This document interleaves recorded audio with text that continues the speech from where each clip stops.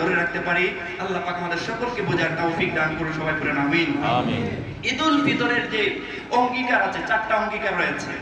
অঙ্গীকার নাম্বার 1, দয়া, ভালোবাসা, সহানুভূতি। দয়া, ভালোবাসা, সহানুভূতি প্রদর্শনের ক্ষেত্রে ইমানদার, একজন ইমানদার আরেকজন ইমানদার হতে দেহের মতন। জোরে বলেন কিসের মতো? দেহের মতো। এটা হচ্ছে ঈদুল ফিতরের অঙ্গীকার। অঙ্গীকার নাম্বার 1, এটা হচ্ছে দয়া ভালোবাসা প্রদর্শনের ক্ষেত্রে একজন ইমানদার আরেকজন ইমানদার হচ্ছে কিসের মতন? দেহের মতন। আমার হাতে যখন ব্যথা পায় তাহলে সারাটা শরীরে কি উপলব্ধি হয়? কথা বলেন হয়? হয়। মাথায় ব্যথা কিন্তু সারা শরীরে উপলব্ধি হয়। একজন মুমিন, একজন ইমানদার, একজন দয়াবান মুসলমান কষ্টে থাকবে, আপনি সেই কষ্টটাকে ফিল করতে হবে। সেই কষ্টে দিনাতিপাত করুক, যার ইচ্ছা যাই রাখ, আমার মতো আমি ভালো বলে চলে, এটা ইমানদার ব্যক্তির গুণ হতে পারে না। বিশ্বনবী সাল্লাল্লাহু আলাইহি সাল্লামের মধ্যে এই গুণটুকু ছিল না। তিনি সুখ দুঃখ ভাগাভাগি করতেন, কষ্ট একজন আছেন তার সাথে শেয়ার করতেন, তাকে পরামর্শ দিতেন, তাকে সাহায্যের হাত তিনি এক্সপান্ড করে দিতেন, হেল্পিং হ্যান্ড এক্সপান্ড করে দিতেন বিশ্বনবী সাল্লাল্লাহু আলাইহি সাল্লাম। কোন ইমানদারদের জন্য 2 নম্বর হচ্ছে যে ঈদুল ফিতরের 2 নম্বর অঙ্গীকার হচ্ছে ইসলামের ভ্রাতৃত্বের বন্ধন অটুট রাখার চেষ্টা করতে হবে। আমাদের মধ্যে সবচেয়ে সমস্যা হচ্ছে যে আমাদের মধ্যে ভ্রাতৃত্ব বন্ধনটা ছিন্ন হয়ে গিয়েছে, কেউ কাউকে দেখতে পাচ্ছি না। কিন্তু ঈদুল ফিতর আমাদেরকে সেই প্রতিশ্রুতি দিয়েছে, আমাদের মধ্যে যে ভ্রাতৃত্ব বন্ধনটা রয়েছে সেই ভ্রাতৃত্ব বন্ধনকে অটুট রাখতে হবে। কথা বলেন কি রাখতে হবে? ছাড়া যাবে না। কারণ হাদিস শরীফের মধ্যে আল্লাহর হাবিব বলে দিয়েছেন, লা ইয়াদখুলুল জান্নাতু কাতিউন, আত্মীয়তা সম্পর্ক ছিন্নকারী ব্যক্তি জান্নাতে প্রবেশ করবে না। দেখছেন কত বড় কঠিন কথা বলে দিয়েছেন। এজন্য আমাদের যে মধ্যে যে ভ্রাতৃত্ব বন্ধন আছে, সেই ভ্রাতৃত্ব বন্ধনে অল্প কিছু ভুল ত্রুটির কারণে তাকে আমরা ক্ষয় প্রতিপূর্ণ করে ফেলি, এটা করা যাবে না। মানুষ বলতে ভুল আছে না নাই? কথা বলেন, মানুষ কি ভুলের ঊর্ধ্বে? নবী আলাইহিস সালামরা মাসুম ছিলেন, আমরা তো ভুলে শুদ্ধ গড়েই তো আমরা মানুষ হয়েছি। ভুল ত্রুটি থাকবে, তার পাশাপাশি ক্ষমা থাকবে। আপনি যদি একজন ব্যক্তি ভুল করেছে তাকে ক্ষমা না করেন, তাহলে মহান রবের কাছ থেকে আপনি কিভাবে ক্ষমা আশা করছেন? আপনি নিজেই ক্ষমা করতে শিখেননি, মহান রব আপনাকে কিভাবে ক্ষমা করবেন? এজন্য আপনি যদি ক্ষমা পেতে চান, আগে ক্ষমা করা শিখতে হবে। দেখছেন 2 নম্বর বিষয়। 3 নম্বর বিষয় হচ্ছে হিংসা বিদ্বেষ ভুলে আমরা ভাই ভাই হয়ে যাব। ঈদুল ফিতরের 3 নম্বর অঙ্গীকার হচ্ছে হিংসা বিদ্বেষ আমাদের মধ্যে আছে না নাই? বলেন, কথা বলেন, আছে না নাই? আছে। এগুলা কি করা লাগবে? কথা বলেন, কি করা লাগবে? ছেড়ে দেওয়া লাগবে। হিংসা বিদ্বেষ রাখা যাবে না। হিংসা বিদ্বেষ মানুষকে জ্বালিয়ে পুড়িয়ে ছাই করে দেয়। আমাদের তো ইবাদত বেশি করতে পারি না, আমরা যাই করি এগুলা কাঠকে যেমন আগুনে খেয়ে ছাই করে ফেলে। তাহবাতা আমালাকুম, আপনার এই আমল আমার এই আমলগুলোকে পুড়ে ছারখার করে দেয়। এজন্য সেই হিংসামূলক বেদি থেকে আমাদেরকে বেরিয়ে আসতে হবে। রাসূল সাল্লাল্লাহু আলাইহি সাল্লাম এখানে কয়েকটা হিংসার কথা বলেছেন একই হাদিসের মধ্যে। হিংসা করা যাবে না, পরস্পরকে ধোঁকা দেওয়া যাবে না। তারপরে বলে দিয়েছেন তোমরা কারোর সাথে বিদ্বেষ রাখবে না। তারপরে বলে দিয়েছে একে অপরের প্রতি ক্ষতির চিন্তা করা যাবে না। তাকে কিভাবে ক্ষতি করা যায় সেই চেষ্টা করা যাবে না, ক্ষতি করা যাবে না। কারোর প্রতি জুলুম করা যাবে না। একজন কোনো কিছু ক্রয় করতেছেন, আপনি গিয়ে আবার বললেন যে দাম করা যাবে না। তিনি যখন পৃথক হবেন মালামাল ক্রয় করবেন না, এটা করা যাবে না। এটা রাসূল সাল্লাল্লাহু আলাইহি সাল্লাম নিষেধ করেছেন।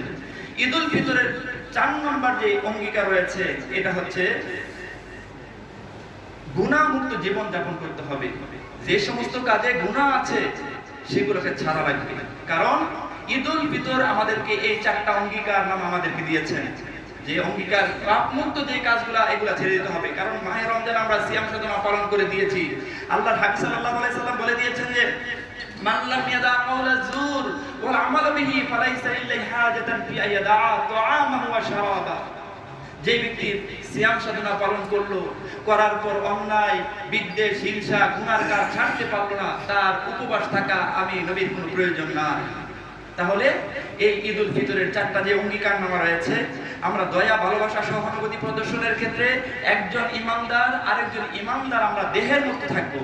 2 নম্বর হচ্ছে যে ইসলামের ভ্রাতৃত্বের বন্ধনকে আমরা অটুট রাখার চেষ্টা করতে হবে, যাতে করে একজন ভাইয়ের সাথে আমাদের ভাইয়ের দূরত্ব না হয়ে যায়, যত নিকটবর্তী হয়ে যায়, আমাদের যেমন প্রতিশ্রুতি রয়েছে, ভাতৃত্ববোধ, মনোবল, ভাতৃত্ববোধ, শৃঙ্খলা, দক্ষতা, এর মধ্যে একটা বিষয় রয়েছে, এই ভাতৃত্ববোধ যত আপনি গভীর করতে পারবেন ততই আল্লাহর মাকবুলিয়তের বান্দাতে পরিগণিত হয়ে যাবেন। 3 নম্বর, হিংসা বিদ্বেষ আমরা দূর করতে হবে, যেটা আমাদের মধ্যে ফাটল সৃষ্টি করে দেয়, ভাতৃত্বের মধ্যে আগুন ধরিয়ে দেয়, এগুলো আমাদেরকে ছেড়ে দিতে হবে। 4 নম্বর যে বিষয়টা হচ্ছে পাপ মুক্ত জীবন যাপন করার চেষ্টা করতে হবে। আল্লাহর হাবিব সাল্লাল্লাহু আলাইহি সাল্লামকে প্রশ্ন করা হলো, ইয়া রাসূলুল্লাহ, আমি একজন ইমানদার, আমি বুঝবো কিভাবে? আল্লাহর হাবিব সাল্লাল্লাহু আলাইহি সাল্লাম বললেন, যখন গুনার কাজ হবে তোমার অন্তর তোমাকে বারণ করবে, আর যখন গুনার কাজ তুমি করতে উদ্বুদ্ধ হবে, বুঝতে হবে তুমি একজন গুনাহগার, তোমার ঈমানের মধ্যে সমস্যা রয়েছে, এজন্য পাপ মুক্ত জীবন গঠন করার দরকার আছে না? পাপ মুক্ত জীবন যাপন করতে হবে, জীবন গঠন করতে হবে। এজন্য বলা হয় যে কু আনফুসাকুম ওয়া আহলিকুম নারা, তোমরা নিজেরা জাহান্নামের আগুন থেকে বাঁচো এবং তোমার আহলদেরকেও জাহান্নামের আগুন থেকে বাঁচাও। অনেকের মধ্যে ভুল চিন্তা আছে যে আমি রিটার্ন করার পর তাবলিগে বের হয়ে যাব, আল্লাহ রাস্তায় বের হয়ে যাব, হজ করে আল্লাহর ওলি হয়ে যাব। আপনার সেই সুযোগটুকু তো না দিতে পারেন আল্লাহ। মৃত্যু কি বলে আসে বলেন? ইদা জাআ আজালুহুম লা ইস্তাখিরুনা সাআতান ওয়া লা ইস্তাকদিমুন। মৃত্যু 1 সেকেন্ড আগেও হবে না, 1 সেকেন্ড পরেও হবে না, এখনই সমবদ্ধ হয়ে যায়।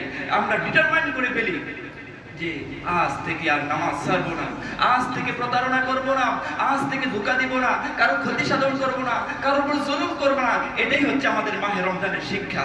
আর আজকের এই প্রতিদানের দিবসে আল্লাহ রাব্বুল আলামিন আমাদের জন্য উত্তম প্রতিদান রেখে দিয়েছেন। আমাদেরকে ক্ষমা করে দিবেন, আমাদের জন্য ক্ষমা রয়েছে। আমাদের ক্ষমা করার পর যত গুনাহ আমরা জীবনে করেছি, সেই ক্ষমা গুনাহ পরিমাণ নেক দ্বারা আমাদের আমলগুলোকে ভরপুর করে দিবেন। জোরে বলেন আল্লাহু আকবার। আল্লাহ রাব্বুল আলামিন আমাদের সকলকে বেশি বেশি নেক আমল করে মাহে রমজানের যে শিক্ষা রয়েছে, সেই শিক্ষা অর্জন করার মাধ্যমে যেন আমাদের জীবনটাকে বাকি 11 মাস অতিবাহিত করতে পারি, সেই তৌফিক যেন আল্লাহ পাক আমাদের সকলকে দান করে। সবাই পড়ে আমিন। আমিন। সম্মানিত হাজিরিন, মাহে রমজানে আমরা প্র্যাকটিস করেছি, আমরা চর্চা করেছি 1 মাস। 1 মাস আমরা এক্সারসাইজ করেছি।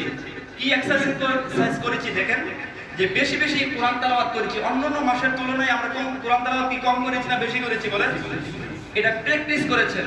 খেলোয়াড় যখন খেলার মাঠে নামে আগে প্র্যাকটিস করার পরে ভালো অবস্থান, ভালো খেলার জন্য সে ব্যক্তি প্রয়োগ করে থাকে। আপনি মাহে রমজানে কোরআন তেলাওয়াতের প্র্যাকটিস করেছেন, বাকি 11 মাস চালু রাখাই হচ্ছে মাহে রমজানের শিক্ষা। 2 নম্বর শিক্ষা হচ্ছে বেশি বেশি নফল ইবাদত করেছেন, সেই নফল ইবাদতের প্র্যাকটিস করেছেন, চর্চা করেছেন, সেই বাকি 11 মাস সেই চর্চা করাই হচ্ছে মাহে রমজানের শিক্ষা। 3 নম্বর হলো উপবাস থেকেছেন। উপবাস থাকার মধ্যে যে কষ্ট আপনি তারা বুঝতে পেরেছেন, যে যারা দিন 3 বেলা খেতে পারে না, দিন 1 বেলা খায়, তারা কত কষ্টে আছে, তাদের সাথে সহমর্মিতা প্রদর্শন করেছেন, করতে আপনি শিক্ষা গ্রহণ করেছেন। দীর্ঘ নামাজ পড়ার আমরা শিখেছি, যেমন দীর্ঘ নামাজ সালাতুত তাওয়াবিন নামাজ আমরা পড়েছি। তেমনিও যখন আপনার ভালো লাগে না, ঘুম আসে না, ক্লান্তি বোধ করছেন, হতাশাগ্রস্ত হয়ে গেছেন, চিন্তিত আছেন, তখন আপনি বুদ্ধি করে নফল নামাজে দাঁড়িয়ে যান। যতগুলো সূরা পারেন ধারাবাহিকভাবে আপনি পড়তে থাকেন, দেখবেন যে আপনার মধ্য থেকে সেই পেরেশান, টেনশন, যত কিছু কাজ করে থাকে সবগুলাকে মহান রব দূর করে দিবেন। জোরে বলুন আল্লাহু আকবার। তারপর আমরা দান খয়রাত করতে শিক্ষা গ্রহণ করেছি, সদকাতুল ফিতরা দিয়েছি, গভীর রাতে উঠে তাহাজ্জুদ করার প্র্যাকটিস করেছি। এজন্য সুযোগে আমরা কি করব? সালাতুত তাহাজ্জুদ পড়ার চেষ্টা করি। যখন উঠেছেন ভালো লাগে না, 2 রাকাত তাহাজ্জুদের নামাজ পড়েন, এভাবে দিনটা কাটানোর চেষ্টা করেন। জামাতে নামাজ পড়তে আমরা শিখেছি, এটা প্রয়োগ করার চেষ্টা করব আমরা। তারপরে যাকাত কিভাবে হিসাব করে বের করতে হয়, এটা আমরা শিক্ষা গ্রহণ করেছি। এই হিসাবে যাকাত অনেকে দিয়েছি, এটা আমরা জারি রাখার চেষ্টা করব। আত্মীয়তা সম্পর্ক ধরে রাখার চেষ্টা করব। আমরা শিখেছি গোপনে কোনো কাজ করলে কেউ দেখেন না, একজন দেখেন, তিনি কে? আল্লাহ দেখেন। অনেক সময় দেখা যায় ডিউটিতে আমি ফাঁকি দিচ্ছি, কেউ তো দেখে না, কিন্তু মহান রব তো দেখেন, তার কাছে জবাবদিহিতা করতে হবে, সেই ভয় আমাদের মধ্যে জাগ্রত করতে হবে।